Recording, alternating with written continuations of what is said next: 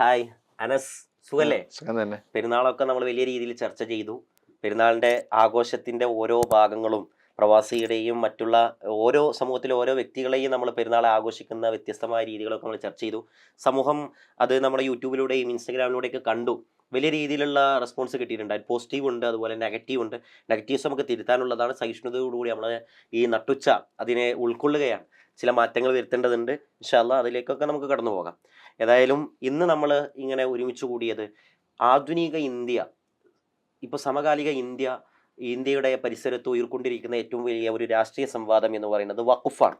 വഖഫ് ഇന്ന് ഇന്ത്യയിലെ ഒരു വഖഫ് ഒരു വിഷയീഭവിക്കപ്പെടാൻ അല്ലെങ്കിൽ ഒരു പ്രശ്നീഭവിക്കപ്പെടാൻ മാത്രമുള്ള ഒരു കാര്യമുണ്ടോ? ഇല്ല എന്ന് ഞാൻ മനസ്സിലാക്കുന്നു. കാരണം പക്ഷേ രാജ്യം ഭരിക്കുന്ന ഭരണാധികാരികൾ ഭൂരിപക്ഷ പ്രീണനത്തിന് വേണ്ടി അല്ലെങ്കിൽ ഭൂരിപക്ഷത്തെ തൃപ്തിപ്പെടുത്തുന്നതിന് വേണ്ടി എന്നും അവരുടെ മുന്നിൽ ആ ഭൂരിപക്ഷത്തിൻ്റെ മുന്നിൽ ശത്രുചേരിയിൽ എന്നും പ്രതിഷ്ഠിച്ചിട്ടുള്ള മുസ്ലിം സമുദായത്തെ ആക്രമിക്കുക എന്ന ഒരു കഴിഞ്ഞ കാലത്ത് നമ്മൾ മോഡി സർക്കാരിൽ കണ്ടുവരുന്ന ആ അജണ്ടയുടെ ഭാഗമായിട്ടുള്ള ഒരു കാര്യമാണ് ഈ വഖഫ് എന്ന് കരുതുന്നത്. ഏതുപോലെ NRC CAA പോലെ അല്ലെങ്കിൽ അവർ നടപ്പിലാക്കാൻ ഉദ്ദേശിക്കുന്ന പൗരത്വ ബില്ലിൻ്റെ അജണ്ട പോലെ അത്തരം ഒരു കാര്യങ്ങളായിട്ട് വന്നു. ഇപ്പോൾ നരേന്ദ്രമോദി കൊണ്ടുവന്നുള്ള ആക്ടുകൾ നോക്കുമ്പോൾ എല്ലാം ഒരു ഭൂരിപക്ഷവും മുസ്ലിം സമുദായത്തെ ആക്രമിക്കുകയും അതുവഴി ഭൂരിപക്ഷത്തെയും അല്ലെങ്കിൽ മറ്റു ന്യൂനപക്ഷങ്ങളെ മുസ്ലിം സമുദായത്തിലേക്ക് ഒരു ശത്രുചേരിയിലേക്ക് പ്രതിഷ്ഠിക്കാൻ ഉതകുന്ന രീതിയിലുള്ള ഒരു രീതിയിലുള്ള കുതന്ത്രങ്ങളാണ്. ഏതായാലും നമുക്ക് വഖഫ് എന്താണെന്ന് സമുദായത്തോട് നമുക്ക് പറയണം, സമൂഹത്തോട് പറയണം. അത് കേൾക്കാനും അതിനെക്കുറിച്ച് ധാരണയില്ലാത്ത ഒരുപാട് ആളുകളുണ്ട്. വഖഫ് ഇപ്പോൾ ഒരു വിഷയമായി കൊണ്ടുവന്നതിൻ്റെ പിന്നിലെ ചേതോവികാരം എന്താണ്, എന്തൊക്കെയാണ് വഖഫിൽ പുതിയതായി വന്നിട്ടുള്ള അമെൻമെൻറ്റുകൾ, ഇത്യാദി വിഷയങ്ങൾ നമുക്കൊന്ന് ചർച്ച ചെയ്യിപ്പിക്കുകയാണ്. ഏതായാലും നിങ്ങൾ അതിനെക്കുറിച്ച് സ്റ്റഡി ചെയ്തിട്ടുണ്ട് എന്നാണ് ഞാൻ കരുതുന്നത്. എന്താണ് വഖഫ് വിഷയം? വഖഫ് എന്ന് മുതലാണ് ഇന്ത്യയിൽ വഖഫിൻ്റെ ഒരു ചരിത്രം ഉണ്ടാകും? ഇപ്പോൾ അതിനെ ഒന്ന് തിരുത്തണം എന്ന് പറയുന്നവരുടെ അവകാശം അല്ലെങ്കിൽ അങ്ങനെ തിരുത്തലുകൾക്ക് വിധേയമാക്കണം എന്ന് പറയുന്നവരുടെ വാദമുഖങ്ങൾ എന്താണ്? ഇതെല്ലാം നമുക്ക് ഈ നട്ടുച്ചയുടെ ഈ പ്ലാറ്റ്ഫോമിൽ ഈ ചർച്ച ചെയ്യാണ്. ഏതായാലും അൻസ് പറഞ്ഞു.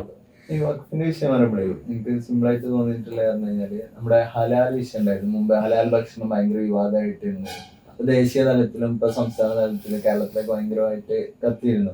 ഒരു വിഭാഗം പറയുന്നു ഹലാൽ ഭക്ഷണം ഞങ്ങൾ കഴിക്കൂല, അങ്ങനെയാണ് ഇങ്ങനെയാണെന്നുള്ള ഒരു പലതരം ആർഗ്യുമെന്റ്സ് ഇതിൽ വന്നിട്ടുണ്ട്. എനിക്ക് തോന്നിയിട്ടുള്ള വഖഫും അത്തരം ഒരു സാധനമാണ്. അതായത് മുസ്ലിം സംഭവമാണ്, അപ്പൊ മുസ്ലിങ്ങളുടെ ഒരു സംഭവമാണ് ആക്രമിക്കുക എന്നുള്ള അർത്ഥത്തിൽ അത്ര ഇതുള്ളൂ.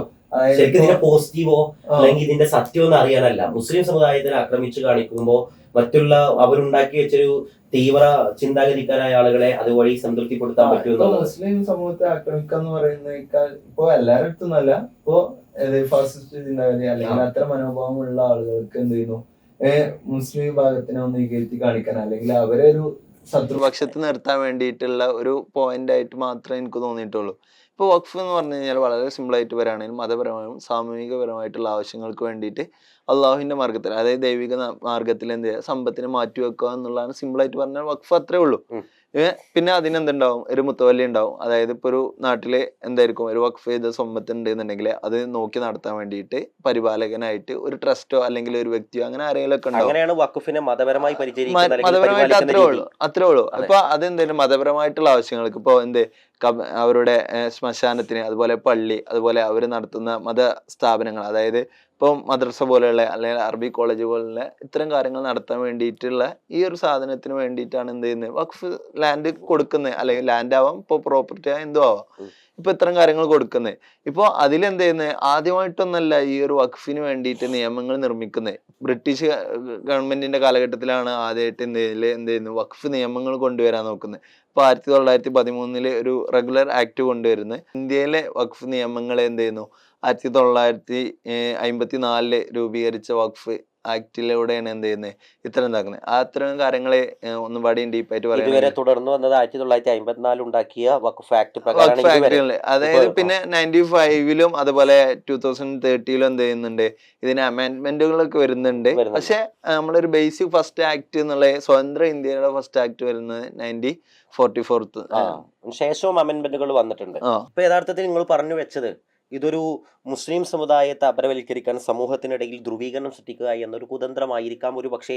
അതിനാണ് 99.9% സാധ്യത. കാരണം അത് പാസ്സാക്കുന്ന വ്യക്തികൾ BJP ആണ്. അതായത് നമ്മൾ പറയാറുണ്ട്, ഞാനൊരു ഡിബേറ്റിൽ കേട്ടിട്ടുണ്ട്, സംഘടിക്കൂ എന്ന് പറയുമ്പോൾ അത് പറഞ്ഞത് ഗാന്ധി പറയുമ്പോൾ അതിന് ഒരർത്ഥമുണ്ട്. അതേസമയം അതേ വാദം ഹിറ്റ്ലർ പറയുമ്പോൾ അതിന് മറ്റൊരു ഭാഷയുണ്ട്.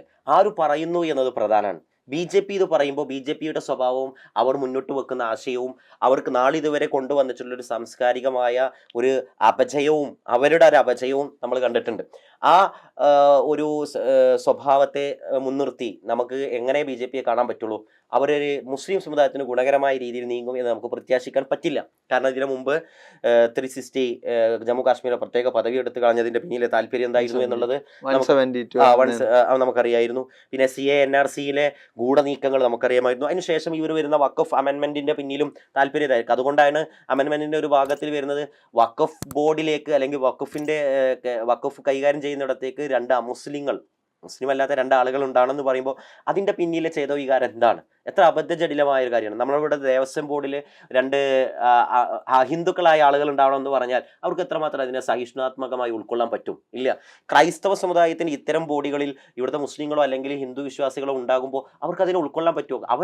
അവരുടെ വീട്ടിലും അവരുടെ തറവാട്ട് കാര്യങ്ങളിൽ നമ്മൾ എന്തിനു ചർച്ചക്ക് പോകണം? അതിന്റെ ആവശ്യമില്ലല്ലോ. അപ്പോൾ ഇതിന്റെ പിന്നിൽ ചില അജണ്ടകളുണ്ട് എന്നത് ഇത്തരം ചില ആ ഒരു അമെൻമെന്റിനെ നമ്മൾ പരിശോധിക്കുമ്പോൾ അവർ വെക്കുന്ന ക്രോസുകൾ, അവർ വെക്കുന്ന ചില ആർട്ടിക്കിളൊക്കെ വിശകലനം ചെയ്യുമ്പോൾ നമുക്ക് ബോധ്യപ്പെടുന്നുണ്ട്. ഇവിടെ നമ്മൾ എന്തുകൊണ്ട് പ്രതിപാദിക്കേണ്ട ഒരു വിഷയം അമെൻമെന്റുകളാണ്. ഇപ്പോൾ വഖഫ് ബില്ല് വരുന്ന സന്ദർഭത്തിൽ കാലങ്ങളായിട്ട് കൊണ്ടുവന്ന അല്ലെങ്കിൽ നടന്നു വന്ന ഒരു നടപ്പ് രീതിയെ ഏതെല്ലാം അർത്ഥത്തിലാണ് തിരുത്തലുകൾ ഇവർ നടപ്പിലാക്കാൻ ശ്രമിക്കുന്നത്? അപ്പോൾ ആ അമെൻമെന്റുകൾ എന്തുകൊണ്ട് നമ്മൾ ഇവിടെ നിന്ന് ചർച്ച ചെയ്യണം? എന്തൊക്കെയാണ് അമെൻമെന്റുകൾ? നമ്മൾ പ്രധാനമായിട്ട് അമെൻമെന്റ് ബില്ലുകൾ വരുന്നത് എന്ന് വെച്ച് കഴിഞ്ഞാൽ 1995 വന്ന അമെൻമെന്റിന്റെ പല ഭാഗങ്ങളും, പ്രധാനപ്പെട്ട ഭാഗങ്ങളും കട്ട് ചെയ്യുന്നു എന്നുള്ള. 144 സെക്ഷൻ ഒഴിവാക്കുന്നു. ഇപ്പോൾ പിന്നെ അതുപോലെ 3 I വിഭാഗം ഒഴിവാക്കുന്നു. ഈ 3 I എന്നൊക്കെ പറയുമ്പോൾ നമുക്ക് സിമ്പിളായിട്ട് തോന്നും. ഇപ്പം അതിൽ ചില കാര്യങ്ങൾ നമുക്ക് തോന്നുമ്പോൾ ഉണ്ടല്ലോ, അമെൻമെന്റ് വരുമ്പോൾ ഇതൊക്കെ ഇത് ഉൾക്കൊള്ളാൻ കഴിയുന്ന കാര്യങ്ങളാണ്. അങ്ങനത്തെ നമ്മൾ ഉൾക്കൊള്ളാൻ റെഡിയാണ്. പക്ഷെ ചിലത് നമുക്ക് ഒരിക്കലും അംഗീകരിക്കാൻ പറ്റാത്തതാണ്. ഇപ്പോൾ ഒരു വെർബൽ, അതായത് വാക്കുകൾ കൊണ്ട് മാത്രം വഖഫ് ചെയ്യുക എന്നുള്ളത് നിരോധിക്കുന്നുണ്ട്. പകരം പക്ക ഡോക്യുമെന്റോട് കൂടിയിട്ടുള്ള കാര്യങ്ങൾ വഖഫ് ചെയ്യണം, അല്ലെങ്കിൽ സ്വത്തുകൾ അതിൽ വരുന്നതാണല്ലോ. 5 വർഷത്തിന് ശേഷം ഒരു മുസ്ലിം 5 വർഷം മുസ്ലിം ആയാൽ അത് അതിന്റെ സെക്ഷനിൽ വരുന്ന ഇപ്പൊ ആ ഒരു സാധനം ഉണ്ടല്ലോ. അപ്പൊ ആ സാധനം നമുക്ക് ഒഴിവാക്കാൻ കഴിയും. പക്ഷെ വെർബൽ കൊണ്ട് പറയാം, ഇപ്പൊ ഒരു ലാൻഡ്, ഇപ്പൊ മറ്റു സംസ്ഥാനങ്ങൾക്ക് ഒരുപാട് സ്വത്തുള്ള, ഇപ്പൊ കേരളത്തിനെ പോലെയല്ല, നീണ്ടു പരന്നെടുക്കുന്ന സ്വത്തുകളുള്ളവരുണ്ടോ. ഇപ്പൊ അവിടെ ഇതുവരെ ഈ സ്ഥലം മുതൽ ഇത്ര സ്ഥലം വരെ, അല്ലെങ്കിൽ ഒരു മരം കാട്ടിയിട്ട് അവിടുത്തെ ഒരു മരം വരെ ചൂണ്ടിക്കാണിച്ചിട്ട് പറയാം ഈ ഭാഗം ഞാൻ വഖഫ് ചെയ്തു എന്ന് പറയുന്നേക്കാൾ നല്ലതേ ഇത്ര മുതൽ പ്രോപ്പർട്ടി അളന്ന് തിട്ടപ്പെടുത്തി ഇത് വഖഫ് ചെയ്യുന്നു എന്നുള്ളത് ഒരു ഭാവിയിൽ അതൊരു സുതാര്യത കാണും. പിന്നീട് അതിനൊരു തർക്കം അങ്ങനത്തെ കാര്യങ്ങളില്ല. ഈ കാര്യങ്ങൾ ഓക്കെയാണ്. പക്ഷെ രണ്ടാമതായിട്ട് അവിടെ പറയുന്ന വേറൊരു സാധനം എന്താ വെച്ച് കഴിഞ്ഞാൽ, ഇപ്പോൾ ഒരാൾ നോൺ മുസ്ലിമായ ആളുകൾ ഇന്ത്യക്ക് വേണ്ടിയിട്ട് അല്ലെങ്കിൽ മുസ്ലിം സമുദായത്തിന് വേണ്ടി ഒരുപാട് വഖഫ് ചെയ്തിട്ടുണ്ട്. ഇപ്പോൾ മുസ്ലിം ഒരു 5 വർഷം മുസ്ലിമായ ഒരാൾക്ക് മാത്രമേ വഖഫ് ചെയ്യാൻ പാടുള്ളൂ എന്ന് പറയുന്നത് എന്താണ്? നമുക്ക് വിശ്വാസത്തിൽ കടന്നുകയറ്റം വിശ്വാസത്തിൽ കടന്നുകയറ്റം അല്ലെങ്കിൽ ചെയ്യണം എന്നുള്ളത് മതമാണ് പറയേണ്ടത്, ഗവൺമെന്റ് അല്ല. ആ ഒരു സാധനത്തിലോട്ട് കടന്നു വരുന്നു, അതൊരു പ്രശ്നമാണ്. പിന്നെ രണ്ടാമത്തെ ഒരു പ്രശ്നം എന്ന് പറഞ്ഞാൽ വഖഫ് ട്രൈബ്യൂണലിനെ ശരിക്കും ഇപ്പോഴത്തെ വഖഫ് പ്രശ്നങ്ങൾ, അതായത് ഇന്ത്യയിലെ 3 പ്രധാന സമ്പത്ത് സ്രോതസ് കൈകാര്യം ചെയ്യുന്ന ടീം ഏതാ വെച്ചാൽ അതിൽ 3ാം സ്ഥാനത്ത് വഖഫ് വരും. 1ാം സ്ഥാനത്ത് ഇന്ത്യൻ ആർമി ഉണ്ട്, ഇന്ത്യൻ റെയിൽവേ ഉണ്ട്. അതിൽ 3ാമത്തെ വിഭാഗമായിട്ട് ഇന്ത്യൻ വഖഫ് ബോർഡിനാണ്. ഇപ്പോൾ ഇന്ത്യൻ വഖഫ് ബോർഡിന്റെ നോക്കി കഴിഞ്ഞാൽ 32 ബോർഡുകളുണ്ട്, ഷിയ സുന്നി വിഭാഗങ്ങൾ. അതിൽ എത്രത്തോളം 8.7 ലാക്ക് എന്തുണ്ട് പ്രോപ്പർട്ടികൾ ആരുണ്ട് വഖഫ് ബോർഡിന്റെ കയ്യിലുണ്ട്. അതിൽ എത്രത്തോളം എന്ന് പറഞ്ഞാൽ 9.4 ലക്ഷം കോടി എന്തുണ്ട് ഇതിന് ലാൻഡ് ഉണ്ട്, ഏക്കർ ലാൻഡ് ഉണ്ട്. ഇത്രയും വലിയൊരു സമൃദ്ധമായിട്ടുള്ള ഒരു ബോർഡിന്റെ കാര്യങ്ങളാണ് പിന്നെ ഇതിൽ നമ്മൾ മനസ്സിലാക്കിയത്. ഇപ്പൊ നമ്മളിവിടെ പ്രളയം ഉണ്ടായപ്പോൾ, കേരളത്തിൽ പ്രളയം ഉണ്ടായപ്പോൾ, കൊറോണ കാലത്ത് ദുരിതാശ്വാസ നിധിയിലേക്കൊക്കെ പലപ്പോഴും വഖഫ് ബോർഡിൽ നിന്നുള്ള സാമ്പത്തിക സ്രോതസ് അവർക്ക് ലഭ്യമായിട്ടുണ്ട്. ഇപ്പോൾ വഖഫ് ബോർഡിന്റെ നേതൃത്വത്തിലുള്ള പള്ളികളിൽ നിന്നുള്ള പിരിവ് മുഖാന്തരം പൈസ സ്വരൂപണം നടത്താൻ. ഇപ്പോൾ വഖഫ് ബോർഡ് ഇവിടുത്തെ മുസ്ലിങ്ങൾക്ക് മാത്രം ഉപകാരപ്പെടുന്ന ഒന്നൊന്നല്ല. വഖഫ് ബോർഡിലൂടെ കോർഡിനേറ്റ് ചെയ്ത് ആളുകളുടെ സാമ്പത്തിക സ്വരൂപണം നടത്തി ഇവിടുത്തെ നാനാജാതി മതസ്ഥരേക്കും ഒരു ദുരിത സന്ദർഭത്തിൽ സഹായിക്കാൻ വഖഫ് ബോർഡ് മുന്നോട്ട് വന്നിട്ടുണ്ട്. അപ്പോൾ വഖഫ് ബോർഡിലൂടെ മുന്നോട്ട് വെക്കുന്ന ഈ ഒരു അമെൻമെന്റ് തികച്ചും ഒരു ദുഷ്ടലാക്കോട് കൂടിയാണ് എന്ന് യാതൊരുവിധ സങ്കോചമില്ലാതെ നമുക്ക് പറയാൻ പറ്റും എന്നുള്ളതാണ് ഞാൻ മനസ്സിലാക്കുന്ന ഒരു കാര്യം.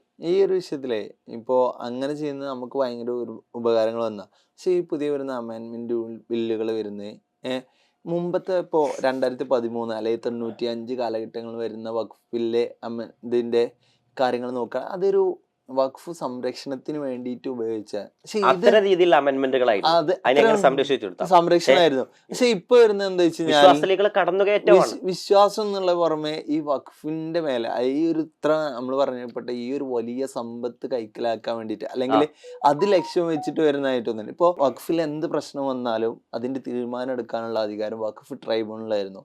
ഇപ്പോൾ വഖഫ് ട്രൈബ്യൂണലിന്റെ പൂർണ്ണമായിട്ടുള്ള അധികാരം എടുത്തു കളയുന്ന രീതിയിലാണ് ഇപ്പോഴത്തെ വരുന്നത്. അതായത് ഇപ്പോൾ മുമ്പ് എന്തുണ്ടായിരുന്നു, വഖഫ് ട്രൈബ്യൂണൽ ഒരു വിധി പറഞ്ഞാൽ അത് കട്ടായാണ്, പിന്നെ അതിലൊരു മാറ്റം വരുന്നില്ല. പക്ഷെ ഇപ്പോഴത്തെ ഒരു ബില്ല് വരുന്നത് ഒന്ന് അത് ആരൊക്കെയാണ് വഖഫ് ട്രൈബ്യൂണലിൽ വരുന്ന ആളുകളെ പറ്റി അവിടുത്തെ എന്തുണ്ട് ആരൊക്കെ ഉണ്ടാകണം എന്നുള്ള നിബന്ധനകളിൽ വരെ മാറ്റം വന്നു. അവിടെയാണ് നമ്മൾ പറഞ്ഞത് നോൺ മുസ്ലിംസിന് അധികാരം കൊടുക്കുന്ന കാര്യങ്ങൾ കടന്നു വരുന്നത്. അതേപോലെ ഇപ്പോൾ ഒരു ജില്ലാ കളക്ടർക്ക് കൂടുതൽ അധികാരം കൊടുക്കുന്നത്. ഇപ്പോൾ മുമ്പൊക്കെ ഉണ്ടായിരുന്ന ഒരു പ്രശ്നം വന്നു കഴിഞ്ഞാൽ ഇപ്പോൾ ഒരു മുസ്ലിം മത പണ്ഡിതൻ ഉണ്ടായിരിക്കണം, അതുപോലെ ഒരു ജില്ലാ മജിസ്ട്രേറ്റ് അത്ര അധികാര പരിധി വരുന്ന ഒരാളുണ്ടായിരിക്കണം, അതുപോലെ സ്റ്റേറ്റ് കൗൺസിൽ സെക്രട്ടറി വരുന്ന ആ രീതിയിലുള്ള ഒരാളുണ്ടായിരിക്കണം. ഇങ്ങനെയുള്ള ഒരുപാട് ഉയർന്ന കാറ്റഗറിയുള്ള ആളുകളെ എന്ത് ചെയ്യുന്നു, ഈ ഒരു സമിതി ഉണ്ടായിട്ട് ആ സമിതി സർവേ നടത്തിയിട്ടാണ് ഇതിൽ തീരുമാനം എടുത്തിരുന്നത്. ശരിയാണ്. ഇപ്പൊ നിങ്ങൾ പറഞ്ഞ പോലെ തന്നെയാണ് കഴിഞ്ഞ കാലങ്ങളിൽ ഉണ്ടായിരുന്നത്. വഖഫിനെ അതിന്റെ ഒരു സുതാര്യതയ്ക്ക് വേണ്ടി, അതിന്റെ കൃത്യതയ്ക്ക് വേണ്ടി, അതിന്റെ നിലനിൽപ്പിന് വേണ്ടിയായിരുന്നുവെങ്കിൽ ഈ ഒരു കാലത്ത് ഈ BJP സർക്കാർ കൊണ്ടുവന്നത് അതിനല്ല എന്ന് വ്യക്തമാണ്. അതുകൊണ്ടാണല്ലോ അവർ വഖഫ് ബോർഡിലേക്ക് മുസ്ലിം സമുദായത്തിന്റെ വിശ്വാസപരമായി സമർപ്പിക്കുന്ന ഒരു ഒരു സ്ഥാവര ജംഗമ വസ്തുക്കളെ നിയന്ത്രിക്കുന്നതിന് അതിലേക്ക് രണ്ട് മുസ്ലിങ്ങളെ കൂടി റിക്രൂട്ട് ചെയ്യണം എന്ന് പറയുമ്പോൾ അതിന്റെ പിന്നിലെ ലക്ഷ്യം ഇതിനെ സംരക്ഷിക്കലോ ഇതിനെ സുതാര്യമായി മുന്നോട്ട് കൊണ്ടുപോകലോ അല്ല, ഇതിന്റെ ഇടയിൽ ഒരു ധ്രുവീകരണം, ഒരു കുത്തിത്തിരിപ്പ് ഉണ്ടാക്കുക എന്ന് പച്ചമലയാളത്തിൽ നമുക്ക് പറയാം. ഇതില് മാത്രമല്ല, നമുക്കിത് എവിടെയോ പ്രതീക്ഷിക്കാം. അത് നമുക്കറിയാലോ, തെരഞ്ഞെടുപ്പ് കമ്മീഷനിൽ നിന്ന് പ്രതിപക്ഷ നേതാവിനെ കട്ട് ചെയ്ത് എന്ത് ചെയ്തു, അവരുടെ ഒരാളുകളെ കൂടി റിക്രൂട്ട് ചെയ്യുന്ന രീതിയിലേക്ക് അമെൻമെന്റ് വരുത്തി. ഇതൊക്കെ ഈ ജനാധിപത്യ പ്രക്രിയയും രാജ്യം ഉയർത്തിപ്പിടിച്ച മനോഹരമായ സംസ്കൃതികളെയും അതുപോലെ ജനാധിപത്യ മൂല്യങ്ങളെയും ഒക്കെ അട്ടിമറിക്കാനുള്ള ശ്രമം. അപ്പൊ ഇതും അതിന്റെ ഒരു ഭാഗമാണ് എന്ന് നമുക്ക് നിസ്സംശയം പറയാവുന്നതാണ്. അപ്പൊ ശരിക്കും പറഞ്ഞു കഴിഞ്ഞാൽ ഇപ്പോ ഈ ആക്ട് 3I 3R ഇതിലൊക്കെയാണ് പ്രധാനമായിട്ട് എന്ത് വരുന്നത്, ഈ ഒരു ഇപ്പോൾ വഖഫ് ട്രൈബ്യൂണലിന്റെ അധികാര പരിധിയിലേക്ക് കടന്നു കയറുക എന്ന് പറഞ്ഞത് ഭയങ്കരമായ പ്രത്യാഘാതങ്ങൾ ഉണ്ടാവും. കാരണം ഇപ്പൊ നിലവിൽ ഒരുപാട് ആരോപണങ്ങൾ വന്നുകൊണ്ടിരിക്കുക. ഇന്ത്യൻ റെയിൽവേ വഖഫ് ബോർഡിന്റെ ഒരുപാട് സമ്പത്ത് എന്തുണ്ട് കൈവശപ്പെടുത്തി എന്ന് പറയുന്നുണ്ട്. അതായത് ഇപ്പോൾ നോർത്തിലെ അല്ലെങ്കിൽ ഇന്ത്യയുടെ വിവിധ സ്ഥലങ്ങളിലെ വഖഫ് ബോർഡ് തന്നെ എന്തോ അവകാശം ഉന്നയിക്കുന്നുണ്ട്. ഒരുപാട് സമ്പത്ത് എന്ത് ചെയ്തിട്ടുണ്ട് വഖഫ് ബോർഡിന്റെ മറ്റുള്ളവരെ കയ്യേറിയിട്ടുണ്ട് എന്ന് പറയുന്നുണ്ട്. അപ്പോൾ അത്തരം സാധനങ്ങളൊക്കെ വഖഫ് ബോർഡിന് തിരിച്ചു പിടിക്കാനോ അല്ല അതിനെ ഇതാക്കിയിട്ട് ഒരു ഉപകാരപ്പെടുത്താൻ, ഇപ്പോൾ നോക്കുകയാണെങ്കിൽ ഇത്രയും സമ്പത്തുള്ളൊരു വിഭാഗമായിട്ട് പോലും കാര്യമായിട്ട് സമ്പത്ത് ഉപയോഗപ്പെടുത്താൻ പറ്റാതെ പോയൊരു വിഭാഗമാണ് മുസ്ലിം സമുദായം. അവർക്ക് ഇപ്പോൾ എനിക്ക് തോന്നുന്നു ഒരു മുസ്ലിങ്ങളോട് ഒന്നും പാടി എന്ത് ചെയ്യുന്നു, റെവല്യൂഷൻ നടത്തുന്നു അല്ലെങ്കിൽ ഒരു മുന്നേറ്റം നടത്താൻ വേണ്ടിയിട്ട് അവർ ശ്രമിക്കുന്ന സമയത്തും ഈ വഖഫ് ട്രൈബ്യൂണലിൻ്റെ തീരുമാനങ്ങൾ ഒരുപാട് ഇതുണ്ടായിരുന്നു, ഉപകാരപ്രദമായിരുന്നു. പക്ഷെ ഇപ്പോൾ വഖഫ് ട്രൈബ്യൂണലിനെ പൂർണ്ണമായിട്ടും നിഷ്പക്ഷമായി അല്ലെങ്കിൽ ഇല്ലാതാക്കുന്ന രീതിയിൽ ഈ ഒരു കാര്യങ്ങൾ വരുമ്പോൾ വഖഫ് ട്രൈബ്യൂണൽ എന്ന് പറയുന്നത് കേവലം ഒരു നോക്കുകുത്തിയായിട്ട് അധികാരങ്ങളില്ലാതെ അധികാരമില്ല. കാരണം ഇപ്പൊ പറയുകയാണെങ്കിൽ ഇപ്പൊ മുമ്പുണ്ടായിരുന്നു വഖഫ് ട്രൈബ്യൂണൽ ഒരു വിധി പറഞ്ഞു കഴിഞ്ഞാൽ അത് വിധിയായി. പക്ഷെ ഇപ്പൊ ഇന്ന് വരുന്ന ഇപ്പൊ ഒരു വഖഫ് ട്രൈബ്യൂണൽ ഒരു വിധി പറഞ്ഞു കഴിഞ്ഞാല് അടുത്ത 90 ദിവസത്തിനുള്ളിൽ അപ്പീൽ കൊടുക്കാൻ കഴിയുന്നു. ഹൈക്കോടതിയിൽ പോയി കണ്ട അല്ലെങ്കിൽ സുപ്രീം കോടതിയിൽ പോയി വെക്കാം. മുമ്പ് അങ്ങനെയല്ലായിരുന്നു. വഖഫ് ട്രൈബ്യൂണൽ ഒരു വിധി പറഞ്ഞാൽ ആ വിധി പാസ്സാണ്, ഇനി അതിനെന്തില്ല പുതിയൊരു അപ്പീൽ കൊടുക്കുക, അങ്ങനത്തെ കാര്യങ്ങളില്ല. ഇപ്പൊ നേരെ മറിച്ച് നമുക്ക് ഇപ്പൊ നോക്കുകയാണെങ്കിൽ ഒരുപാട് വിഷയങ്ങളുണ്ട്. ഇന്ത്യയുടെ കണ്ണായ സ്ഥലങ്ങളിലൊക്കെ വഖഫിന് എന്തുണ്ട് സ്ഥലങ്ങളുണ്ട്. കാരണം നോക്കുകയാണെന്നുണ്ടെങ്കിൽ ഇന്ത്യ ഭരിച്ചതിൽ മുസ്ലിം ഭരണകൂടങ്ങൾ ഒരുപാട് ഉണ്ടായിട്ടുണ്ട്. അപ്പോൾ അവര് തൻ്റെ ഭരണ പ്രദേശത്തും പ്രധാനപ്പെട്ട സ്ഥലങ്ങളിലൊക്കെ എന്ത് ചെയ്യുന്നുണ്ട്, പള്ളികൾക്ക് വേണ്ടിയിട്ട് അല്ലെങ്കിൽ അവരുടെ മദ്രസകൾക്ക് വേണ്ടിയിട്ട് ഒരുപാട് സ്വത്തുകൾ എന്ത് ചെയ്യുന്നുണ്ട്, ഈ വഖഫ് ചെയ്തിട്ടുണ്ട്. ഇപ്പോൾ അത്തരം സ്ഥലങ്ങളൊക്കെ ഇന്ന് അന്യാധീനപ്പെട്ടു പോയിട്ടുണ്ട്. അപ്പോൾ അത്തരം സാധനങ്ങളൊക്കെ തിരിച്ചു പിടിക്കാനും ഇതാക്കാനും ഉള്ള ഒരു പ്രധാന സ്രോതസ് അല്ലെങ്കിൽ പ്രധാന ഒരു മാർഗമായിരുന്നു വഖഫിന്റെ ട്രൈബ്യൂണൽ. പക്ഷെ ആ ഒരു സാധനം പോകുന്നതോടുകൂടി എന്ത് ചെയ്യുന്നു, ഇത്രയും സ്വത്തുക്കളൊക്കെ അന്യാധീനപ്പെട്ടു പോകാനും മറ്റുള്ളവർക്ക് അത് കൈയാളാനും. ഇനിയിപ്പോൾ നോക്കുകയാണെങ്കിൽ മുസ്ലിം പണ്ഡിതനെ വഖഫ് ട്രൈബ്യൂണലിൽ നിന്ന് അതിൻ്റെ സമിതിയിൽ നിന്നും മാറ്റി നിർത്തുന്നത് നിങ്ങൾ ഇപ്പൊ മറ്റുള്ള രണ്ടാളുകൾ ഉൾപ്പെടുത്തുന്നതിന് കുഴപ്പമില്ല, നമുക്ക് ഓക്കെ 11 പേരിൽ രണ്ടാൾ വരുന്നു എന്നുണ്ടെങ്കിൽ നമുക്ക് ഇതാക്കാം. പക്ഷെ മുസ്ലിം പണ്ഡിതനെ മാറ്റി നിർത്തുന്നു പറഞ്ഞു കഴിഞ്ഞാൽ ഇത് വേറെ ഇതല്ലേ. രാജ്യ നിർമ്മിതിയിൽ നിന്നും രാഷ്ട്രപതിയെ ഒഴിവാക്കി എന്ന് പറഞ്ഞപ്പോ എങ്ങനെ ഉണ്ടാവും? അതുപോലെ അതായത് ഇതിന്റെ പ്രധാനമായിട്ടുള്ള തീരുമാനം എടുക്കേണ്ട ആളെന്ത് ചെയ്യുന്നു, ഇതിന്ന് മാറ്റി നിർത്തിയിട്ട് വേറെ രണ്ടുപേരെ ഇതിലോട്ട് കൊണ്ടുവരുന്നത്. അതിപ്പോ ഇനി മതത്തിലുള്ളവരല്ല അല്ലാത്തവരാട്ടെ എന്തോ ആകട്ടെ, ഇപ്പൊ അങ്ങനെ രണ്ടാൾ കൊണ്ടുവരിക പറഞ്ഞാൽ ഇപ്പൊ ഈ ഒരു ബില്ലിന്റെ അല്ലെങ്കിൽ ഈ വഖഫ് ബോർഡ് എന്നുള്ള ഈ ഒരു സമിതിക്ക് പിന്നെ ഒരു പ്രസക്തി ഇല്ലാത്ത രീതിയിൽ എന്ത് ചെയ്യുന്നുണ്ട് ഇതിനെ മാറ്റിയാണ്. അതാണ് ശരിക്കും നമ്മൾ എന്ത് ചെയ്യുന്നത് ഈ ഒരു വഖഫ് ബില്ല് ഇത്രത്തോളം എതിർക്കപ്പെടാനുള്ള കാരണം. ഇപ്പോൾ ഇനി നോക്കുകയാണെന്നുണ്ടെങ്കിൽ ഒരുപാട് മാറ്റങ്ങൾ വന്നുകൊണ്ടിരിക്കുകയാണ്. ഒരുപാട് മാറ്റങ്ങൾ വരുന്നതിൽ ആകെ 44 കേസ് മാത്രമേ എന്ത് ചെയ്തിട്ടുള്ളൂ, പ്രതിപക്ഷം എന്ത് ചെയ്തിട്ടുള്ളൂ, എതിർത്തിട്ടുള്ളൂ. ബാക്കിയുള്ളതിലൊക്കെ ഓക്കെ ഇത് ചെയ്യാൻ നല്ലതാണെന്ന് പറഞ്ഞ് സംഭവിച്ചിട്ടുണ്ട്. പക്ഷെ ഈ പറഞ്ഞ 44 തിരുത്തലുകൾ ഇപ്പോഴും അംഗീകരിക്കുന്നില്ല എന്നുള്ളിടത്താണ് ഇതിന്റെ പ്രശ്നം എടുക്കുന്നത്. ഏകപക്ഷീയമായി പ്രതിപക്ഷത്തെ കേൾക്കാതെ വലിയൊരു വിഭാഗത്തെ ഉൾക്കൊള്ളാതെ അവരെ മേലെ ഇമ്പോസ് ചെയ്യാൻ, അടിച്ചേൽപ്പിക്കുന്ന ഒരു രീതിയിലേക്ക് മാറും. എന്തായാലും 2 തരത്തിലാണ് നമുക്ക് ഇന്ത്യയിലെ വഖഫ് ബോർഡിനെ ഒന്ന് വിശകലനം ചെയ്യുമ്പോൾ ആ ഒരു വ്യവസ്ഥാപിതമായ രീതി നോക്കുകയാണെങ്കിൽ വഖഫ് കൗൺസിലാണ് സെൻട്രൽ ഗവൺമെന്റിന്റെ കീഴിലുള്ളത്. വഖഫ് കൗൺസിലാണ് ഏറ്റവും പരമോന്നതമായിട്ട് വഖഫിന്റെ ബോഡിയിൽ ഏറ്റവും ഈ ഇന്ത്യ രാജ്യത്ത് ഏറ്റവും ഉന്നത ബോഡിയായിട്ടുള്ളത്. അതിന് കീഴിലാണ് വഖഫ് ബോർഡുകൾ വരുന്നത്. ഓരോ സ്റ്റേറ്റിനും വഖഫ് ബോർഡുണ്ട്. കേരള വഖഫ് ബോർഡുണ്ട്, തമിഴ്നാട് വഖഫ് ബോർഡുണ്ട്, ഓരോന്നിനും വഖഫ് ബോർഡുണ്ട്. ആ വഖഫ് ബോർഡുകളാണ് ഒരുവിധം കാര്യങ്ങളൊക്കെ നമ്മുടെ നാടുകളിൽ കൈകാര്യം ചെയ്യാറുള്ളത്. അതില് ഈ വിഭാഗങ്ങൾക്ക്, അതായത് ഷിയ, മുസ്ലിം, സുന്നി അങ്ങനെയുള്ള വിഭാഗങ്ങൾക്കും എന്തുണ്ട് വ്യത്യസ്തമായിട്ടുള്ള വഖഫ് ബോർഡുകൾ ഉണ്ട് എന്ന് തോന്നുന്നുണ്ട്. അതെയോ? വ്യത്യസ്തമായ ഒരു ചിന്താധാര ഉള്ളത് കൊണ്ട് തന്നെ അവർക്ക് വ്യത്യസ്തമായിട്ടുള്ള ബോർഡുകൾ, അതായത് ഇൻക്ലൂസീവ് ആയി ഇന്ത്യയാണല്ലോ, എല്ലാരും ഉൾക്കൊള്ളുന്ന ഒരു സംസ്കൃതിയിലാണ് അങ്ങനെ ഒരു സാധനം കൂടി അതില് ഉണ്ടെന്ന് തോന്നുന്നുണ്ട്. ഏതായാലും വഖഫ് മുന്നോട്ട് വെക്കുമ്പോൾ ഇനി നമ്മൾ ഒരു സംസ്ഥാന പ്രതലത്തിലേക്ക് അല്ലെങ്കിൽ വഖഫിനെ ആത്യന്തികമായിട്ട് ഈ വഖഫ് പ്രശ്നം മുന്നോട്ട് വെക്കാൻ BJPക്ക് ധൈര്യം വന്നിട്ടുണ്ടായിരുന്നില്ല ഈ കാലം വരെ. പക്ഷേ അതിന് BJPയെ പരിചയപ്പെടുത്തി അല്ലെങ്കിൽ BJP അതിലേക്ക് ഒരു സാധ്യത ഉണ്ട് എന്ന അർത്ഥത്തിൽ വഖഫിനെ കൈവെക്കാൻ അവസരമുണ്ട് എന്ന അർത്ഥത്തിൽ BJPയുടെ മനസ്സിലേക്ക് ഒരു തോട്ടിട്ട് കൊടുക്കുന്നത് എൻ്റെ നിരീക്ഷണത്തിൽ ഇവിടുത്തെ LDF പിണറായി സർക്കാരാണ്. ഞാൻ പറയുന്നത് PSCക്ക് വിട്ടുകൊടുക്കണം വഖഫ് ബോർഡ് അതിലേക്കുള്ള നിയമനം എന്ന് പറഞ്ഞു. ഇവിടെ ദേവസ്വം ബോർഡുണ്ട്, ഇവിടെ ക്രൈസ്തവ സമുദായത്തിന് മറ്റു കമ്മ്യൂണിറ്റികളുണ്ട്. പക്ഷേ മുസ്ലിം സമുദായത്തിൻ്റെ വിശ്വാസപരമായി ആളുകൾ സമർപ്പിക്കുന്ന ഈ ഭൂമിയെ കൈകാര്യം ചെയ്യാൻ PSCക്ക് വിട്ടുകൊടുക്കണം എന്ന് പറഞ്ഞപ്പോൾ അതിൽ വലിയ അപകടം പതിയിരിക്കുന്നു എന്ന് CPMന്റെ മത നിരാസത്തിൻ്റെ അജണ്ട അവിടെ ഉണ്ടായിരുന്നു. ഞാൻ പറഞ്ഞു വരുന്നത് അത് അന്ന് നമ്മൾ അതിനെ ശക്തിയുക്തം പ്രതിരോധിക്കാനും അതിജീവിക്കാനും കേരളമായതുകൊണ്ട് നമുക്ക് സാധ്യമായിട്ടുണ്ട്. മുസ്ലിം ലീഗിൻ്റെ നേതൃത്വത്തിൽ മറ്റു മതസംഘടനകളുടെ നേതൃത്വത്തിൽ അതിശക്തമായ രീതിയിൽ പ്രതിഷേധം നടത്തിയിട്ടുണ്ട്. നമുക്കറിയാം എന്താണ് വഖഫ് PSCക്ക് വിട്ടുകൊടുത്തുള്ള പ്രശ്നം എന്താ, നമ്മളന്ന് ചർച്ച ചെയ്തതാണ്. എന്താ കാരണം? വഖഫ് PSCക്ക് വിട്ടുകൊടുത്തു കഴിഞ്ഞാൽ ഇവിടുത്തെ EA ജബ്ബാറിനും നിരീശ്വരവാദിയായ ആരിഫിനും ഒക്കെ എന്ത് ചെയ്യാൻ കഴിയും? PSC, കാരണം അവരും ആധാർ കാർഡിൽ അവരുടെ പേരും റിലീജിയനിലെടുത്ത് ഇസ്ലാം എന്നായിരിക്കും. AR റഹീമിന് കയറാം, പിണറായി വിജയന്റെ മരുമോനായ റിയാസിനും കയറാം. മതവിശ്വാസി അല്ലാത്ത നിരീശ്വര നിർമ്മത പ്രസ്ഥാനത്തിന്റെ വക്താക്കളാവുകയും മതം കറുപ്പെന്ന് വിശ്വസിക്കുന്നവർക്കും അതുവഴി കയറാൻ പറ്റും. അപ്പോൾ ഈ വിശ്വാസപരമായി ആളുകൾ സമർപ്പിച്ച ഈ കാര്യങ്ങൾ കൈകാര്യം ചെയ്യാൻ വിശ്വാസികളാവണം.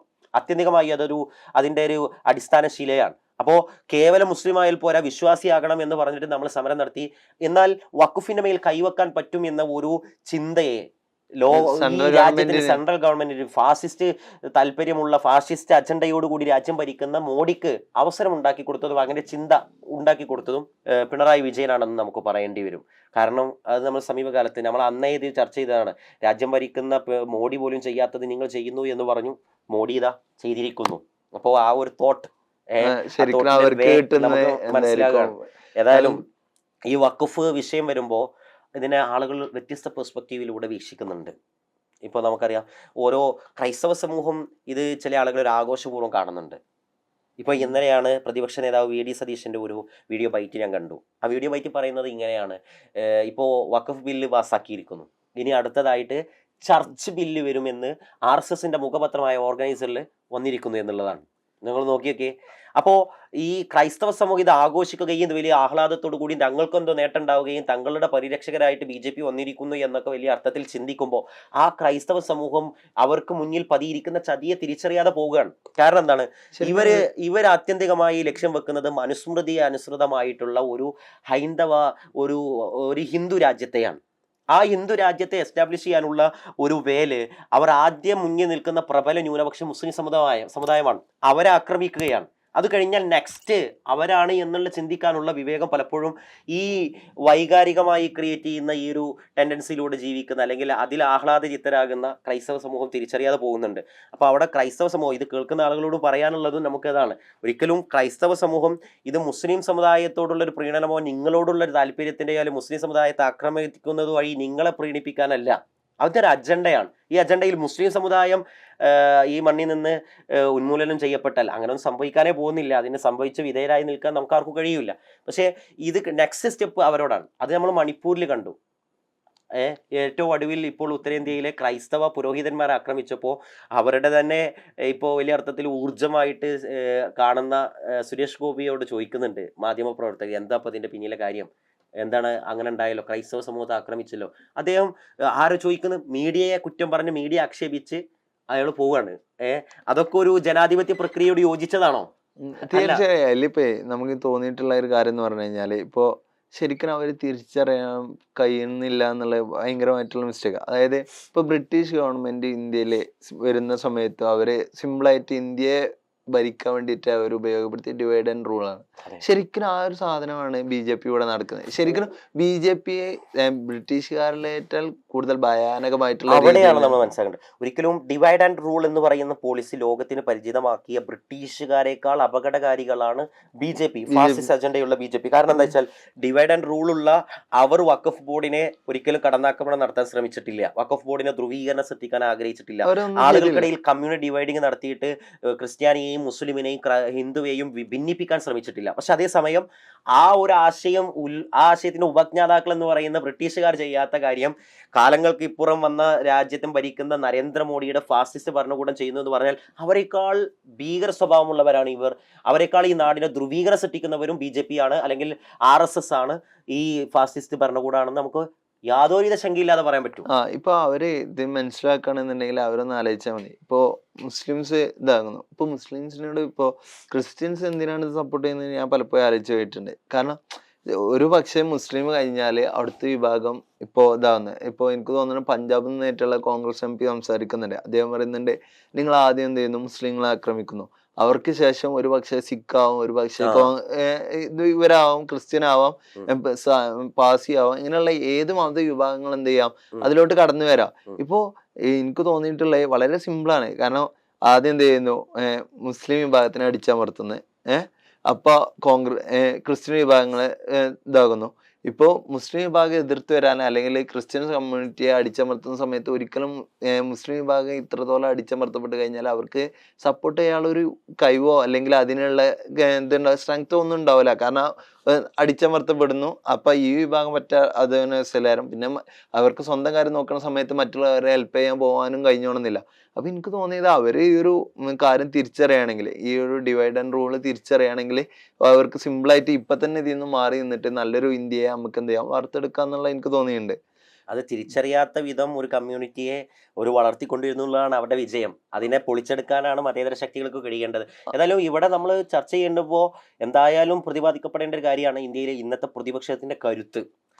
ശരിക്കും ആ കാര്യം പറയുകയാണെങ്കിൽ ഇപ്പൊ ശരിക്കും ഇപ്പൊ മുമ്പുള്ള ബില്ലുകളൊക്കെ അവര് പെട്ടെന്ന് പാസ്സാക്കി എടുക്കാൻ, ഇപ്പം നിങ്ങൾ പറഞ്ഞിട്ടുള്ള മുമ്പുള്ള ആക്ടുകളൊക്കെ ഇപ്പൊ CA NRC വിഷയങ്ങളിലെ ആക്ട് അല്ലെങ്കിൽ 172 ഇത്ര എതിർ ശബ്ദമല്ല. പക്ഷെ ഇന്ന് നോക്കണം, നിങ്ങൾക്ക് തോന്നണേ പാർലമെന്റിൽ ഒരു പക്ഷെ ആദ്യമായിട്ടായിരിക്കും പുലർച്ചെ 3 മണി അല്ലെങ്കിൽ 4 മണി വരെ നീണ്ടു നിൽക്കുന്ന ഒരു തത്വയുദ്ധം എന്ന് തന്നെ വേണമെന്നുണ്ടെങ്കിൽ പറയാം. കാരണം അത്രത്തോളം നീണ്ടു നിൽക്കുന്ന ഒരു സഭാ സമ്മേളനം. അതില് രാഹുൽ ഗാന്ധിന്റെ ഇനീഷ്യേറ്റീവ് ആണെങ്കിലും കോൺഗ്രസിന്റെ നേതൃത്വത്തിൽ ഇന്ത്യ മുന്നണി അതിലെ ഒറ്റ ഇപ്പൊ ആക്ഷേപം ഉന്നയിക്കുന്നതാണ് കൗതുകകര രസകരമായ കാര്യം. കാരണം എന്താ വെച്ചാൽ രാഹുൽ ഗാന്ധി പ്രസംഗിച്ചില്ല.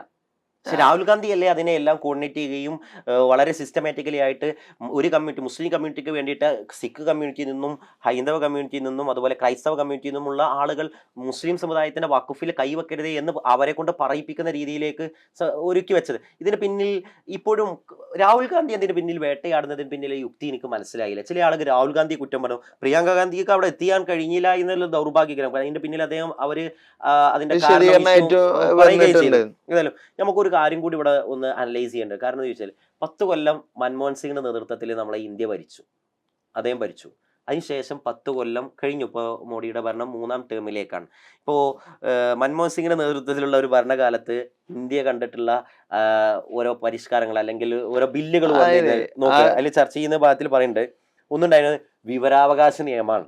ഈ സത്യം പറഞ്ഞിട്ടുണ്ടല്ലോ, ഇപ്പോ നമ്മള് ശരിക്കും ആലോചിച്ചാൽ മതി, കഴിഞ്ഞൊരു 10 കൊല്ലം ഇപ്പൊ നടക്കുന്ന, അതായത് മൻമോഹൻ സിംഗിന്റെ ഒരു 10 കൊല്ലം മോദിയുടെ ഒരു 10 കൊല്ലം തമ്മിലുള്ള എൻ്റെ ഡിഫറൻറ്റ് അതാണ്.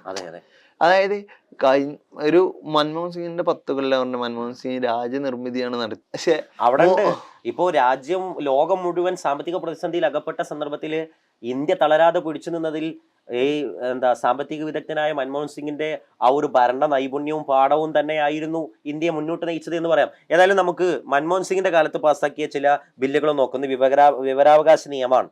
വിവരാവകാശ നിയമം നമുക്ക് വലിയ രീതിയിൽ നമ്മുടെ റൈറ്റ്സിനെ ആ ഒരു സാധനത്തിൽ വിവരാവകാശ നിയമം പറയുകയാണെന്നുണ്ടെങ്കിൽ ഇപ്പൊ അതിൽ നോക്കിയാൽ മതി, വിവരാവകാശ നിയമം പ്രകാരം ഏറ്റവും കൂടുതൽ വേട്ടയാടപ്പെട്ട ആളുകളിൽ ഒന്ന് മൻമോഹൻ സിംഗും തന്നെയാണ്.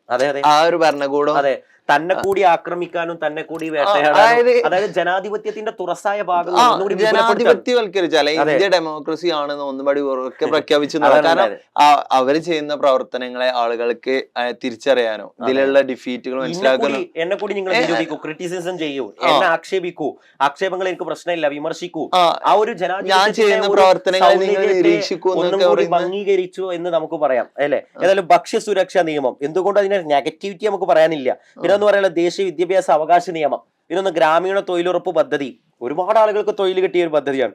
പ്രത്യേക സാമ്പത്തിക മേഖല ഉണ്ടാക്കി. അതുപോലെ ആണവ കരാർ, രാജ്യത്തിന്റെ ഒരു പ്രതിരോധ ശക്തിയെ കരുത്താക്കുന്നതിലൊക്കെ ഉണ്ടായി. ഇനി മോഡിയുടെ സർക്കാരിലേക്ക് വരുമ്പോൾ നമുക്ക് കാണാം പൗരത്വ ഭേദഗതി ബില്ല് നിയമം കൊണ്ടുവരാം. എന്തായാലും അതിന്റെ പിന്നിലെ താല്പര്യം ഒന്ന് നോക്കണേ. അതിലേക്ക് നമുക്ക് പിന്നീട് വേണമെങ്കിൽ വിശാലമായ ചർച്ചകൾ നമുക്ക് നോട്ട് ചെയ്ത് തന്നെ പിന്നീട് നടത്താം. ഏതായാലും നമുക്കൊരു ഹ്രസ്വമായ വിഷയങ്ങൾ. ആർട്ടിക്കിൾ 370 റദ്ദാക്കി. എന്തായാലും എൻ്റെ പിന്നീട് താല്പര്യം എന്താണ്? അതൊക്കെ സമൂഹത്തിൽ ധ്രുവീകരണം ഉണ്ടാക്കിയെന്നല്ലാതെ എന്ത് ലാഭമാണ് അതുകൊണ്ടുണ്ടായത്? UAPA നിയമ ഭേദഗതി. പിന്നെ ഏറ്റവും വലിയ ഒരു കൊടും ചതി ഇപ്പതിൽ രേഖപ്പെടുത്തിയില്ലെങ്കിൽ പറയാണ് നോട്ട് നിരോധനം.